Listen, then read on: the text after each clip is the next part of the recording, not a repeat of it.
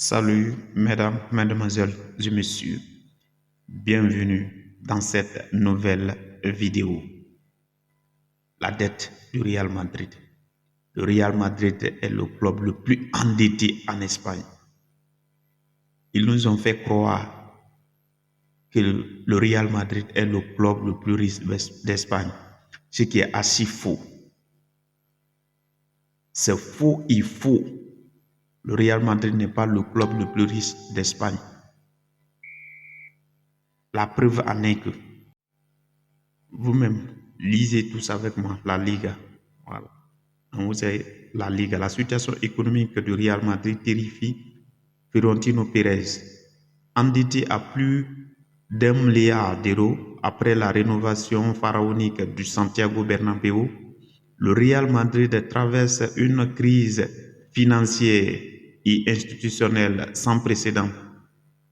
Entre dettes dissimulées, plaintes internes et projets suspendus, Florentino Pérez voit son modèle économique vaciller.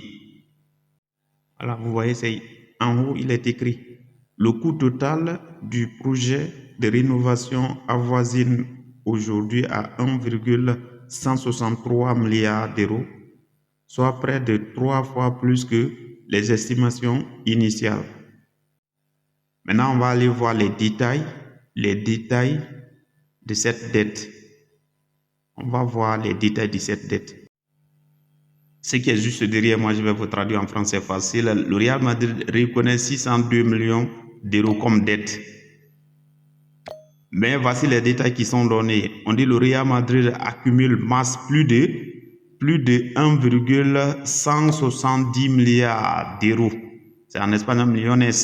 Ceux qui connaissent l'espagnol ne me diront pas le contraire.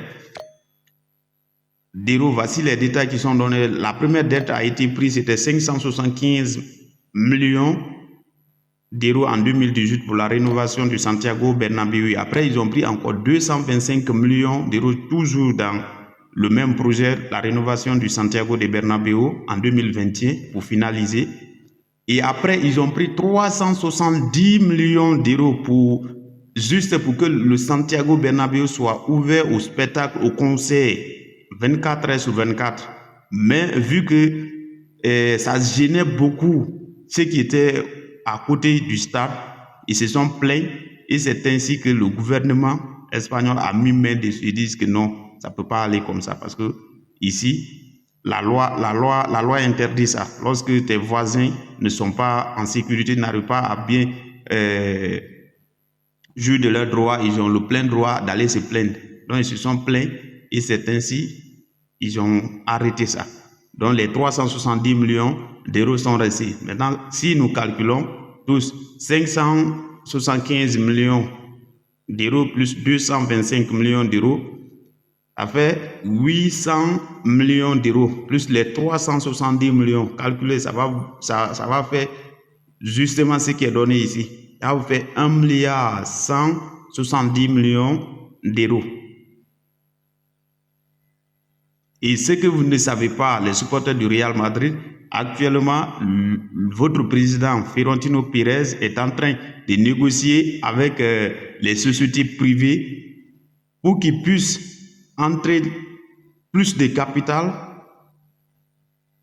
c'est-à-dire qu'ils puissent donner plus de fonds au Real Madrid. C'est-à-dire ils vont prendre les 51%, les sociétés privées vont prendre 51% du fonds et le Real Madrid lui-même va prendre 49%, ce qui fera du Real Madrid un club privatisé.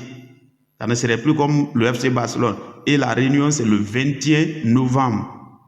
C'est le 21 novembre où Florentino Pérez va voir ces sociétés privées pour que ces sociétés privées puissent apporter plus de fonds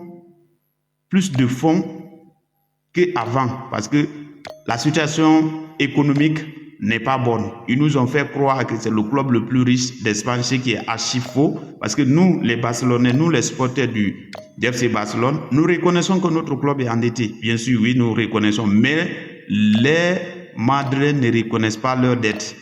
Voilà ce qui est dit, ce qui est écrit en haut ici. Et ils reconnaissent 602 millions d'euros. Or, la dette qui est là, c'est 1 milliard 170 millions d'euros.